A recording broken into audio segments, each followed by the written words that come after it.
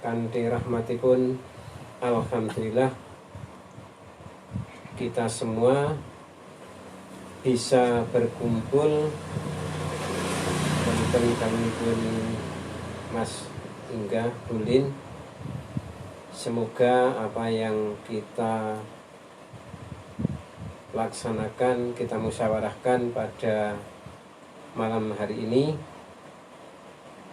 memberikan manfaat khususnya kepada kita, kepada keluarga kita, dan insya Allah kepada masyarakat umumnya. Maka dari itu monggo sepindah malih kita tansah mensyukuri nikmat-nikmat yang Allah berikan kepada kita, karena sungguh apabila kita mensyukuri nikmat Allah, Allah akan menambah nikmat itu kepada kita. Wonten ngajeng sampun dipun pembikaan Pak RT sampun ngendika bilih kita tidak lain nanti di hari kiamat kepingin dados umatipun, nggih menika umatipun Rasulullah Muhammad SAW. Kita kepingin pikantuk syafaatipun, nggih. Pramila monggo kita selalu berusaha melaksanakan apa ingkang sampun dipun sunahaken dening Rasulullah. Karena kelak dari kiamat tidak ada syafaat selain syafaatipun Rasulullah. Maka dari itu kita sebagai umat Islam, kita sebagai umat yang mengakui keberadaan Rasulullah SAW, menika monggo kita berusaha semaksimal mungkin untuk melaksanakan sunah-sunah itu.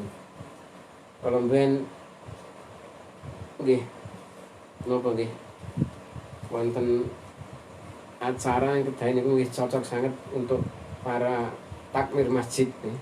Ya, Pak Suntono pun daftar, kula niku daftar mungkin yang terakhir, Pak, karena saya ngebel panitia, Pak sudah habis kalau daftar gitu. Tapi kalau cuma satu masih, ini kayak gitu. Lah kula niku nggih, jadi kula niku untuk napa nggih Mas kula mboten tapi pun kebak kula nggih nekat arep rono, ternyata nggih masih ada yang mungkin peserta sudah daftar tapi tidak hadir, ada halangan. Nah, di situ juga dikupas utamanya napa nggih dari kemarin yang dapat saya tangkap. Jadi slogannya dari masjid umat bangkit. Dari masjid umat bangkit. Jadi sebetulnya masjid itu bukan cuma untuk ibadah sholat, ibadah ngaji lan sebagainya, tapi dari masjid itu merupakan kita gunakan untuk kepentingan-kepentingan sosial. Dari masjid kita bisa membantu kepada yang lainnya, dari masjid kita bisa menularkan ilmu-ilmu yang bermanfaat. Pramila mari kita sebagai umat yang kepingin kelak mendapatkan syafaatnya Rasulullah, menika mari kita menghidupkan masjid. Kita memakmurkan masjid intinya. Karena dari masjid itu peradaban umat itu akan bangkit. Jadi dari mungkin hampir 200 juta penduduk Indonesia itu 86% itu beragama Islam. Dari yang 80% itu ternyata sing sholat ini baru sekitar 36 atau 38%. Dan dari yang sholat 38% itu sing gelem jamaah ke masjid itu cuma 2%.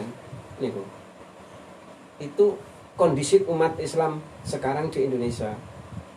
Pramila mari kita karena sholat itu adalah tolok ukur kita.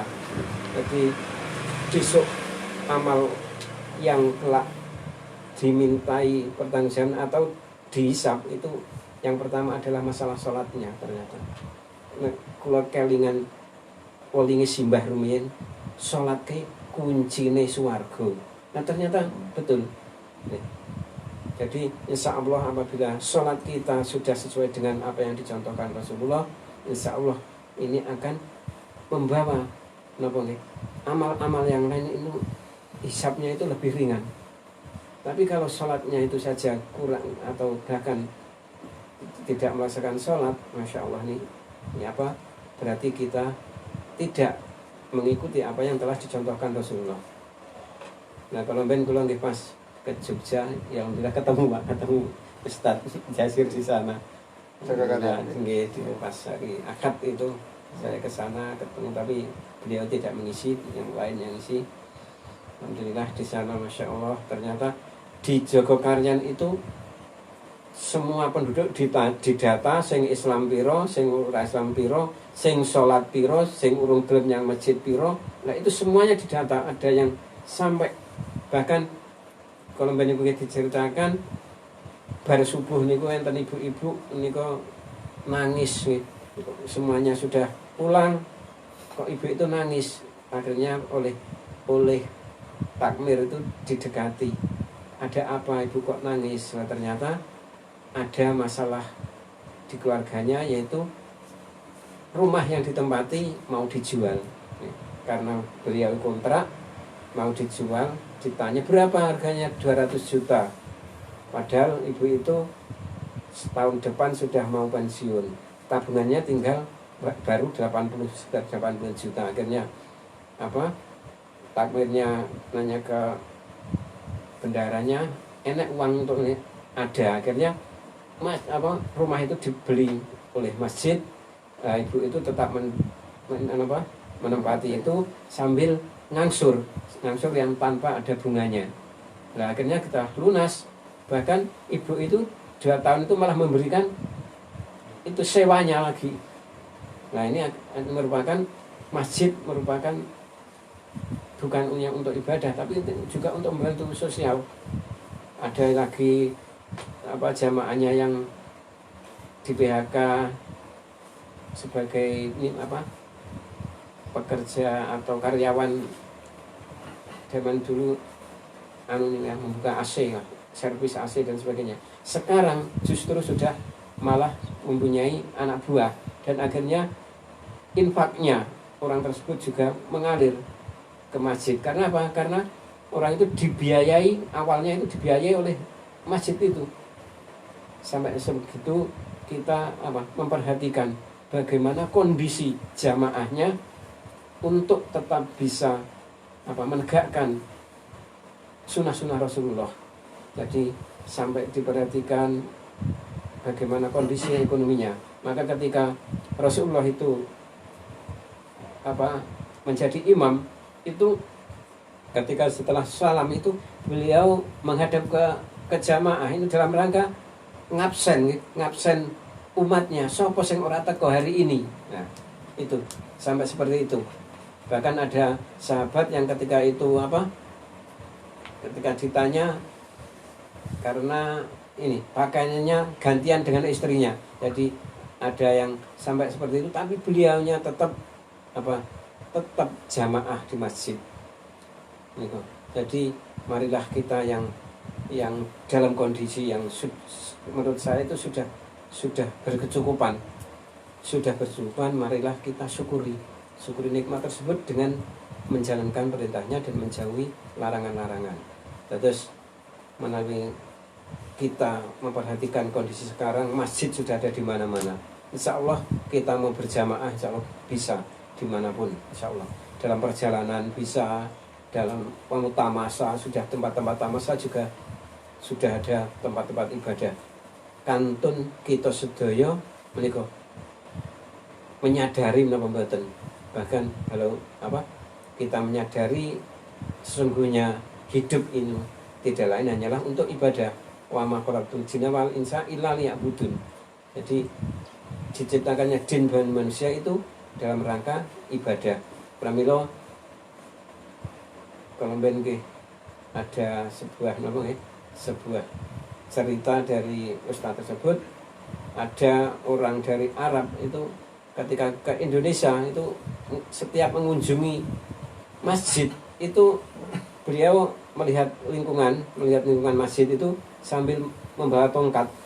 Ketika beliau itu dengan tongkatnya itu garis tanah, tolong ini dibeli. Jadi ketika ke masjid mana garis dengan tongkatnya itu tolong ini dibeli. Sampai Ustaz itu tanya, "Syekh, jenengan itu kok akeh temen duite sampeyan bicara kasarane. Apa pekerjaan Anda?" Jawabnya pun gampang. Pekerjaan saya menunggu waktu sholat. Ketika menunggu waktu sholat, saya berjualan emas di depan pintu Masjid Nabawi. Jadi ketika waktu sholat, tokonya ditutup, sholat. Ketika setelah sholat, beliau membuka pintu lagi. Bahkan sampai sekarang sudah punya puluhan toko emas di sekitar Masjid Nabawi itu. Ternyata itu prinsip orang Arab. Jadi ketika kita melihat orang Arab itu kayaknya orangnya malas-malas. Toko saja mungkin agak siang, bukanya itu jam 11, jam 10. Ada yang belum buka malahan. Tapi bagaimana kok beliau itu bisa kecukupan? Ternyata masalah ibadah sangat diperhatikan. Pramila, monggo kita yang saat ini diberikan kemampuan kesehatan, kemampuan fisik yang secara penuh kita normal. Bahkan Masya Allah, ketika saya melihat itu ada orang tawaf itu kakinya itu semua keduanya itu nggak bisa jalan, tapi beliau terus keliling. Bahkan ada yang tidak bisa melihat pakai tongkat itu terus keliling sambil tawaf. Masya Allah. Pramila, marilah dengan kebesaran Allah kita diberikan anggota tubuh yang lengkap. Marilah kita manfaatkan sebesar-besarnya untuk semata-mata beribadah, yaitu melaksanakan perintah-perintah Allah dan menjauhi larangan-larangannya. Insya Allah apabila kita bertekad, insya Allah Allah akan memberikan kekuatan, memberikan jalan, memberikan semangat kepada kita. Pramila, monggo mungkin beberapa bulan lagi kita juga akan bertemu dengan bulan Ramadan lagi. Marilah kita persiapkan sejak dini. Dan mungkin juga ada usulan Pak kemarin, mungkin menjelang Ramadan kita bareng-bareng ngumpul ya, itu kita bersama. Tadi tidak cuma, tapi semua keluarga. Insya Allah nanti dari keluarga, insya Allah kita mungkin sedikit demi sedikit dari keluarga itu kita bisa saling sharing, saling memberikan semangat. Dan insya Allah nanti insya Allah dari keluarga itu dan nanti berkembang ke RT, ke dusun dan sebagainya, insya Allah itu juga akan memberikan dampak yang sangat baik. Mungkin itu yang dapat saya sampaikan ya.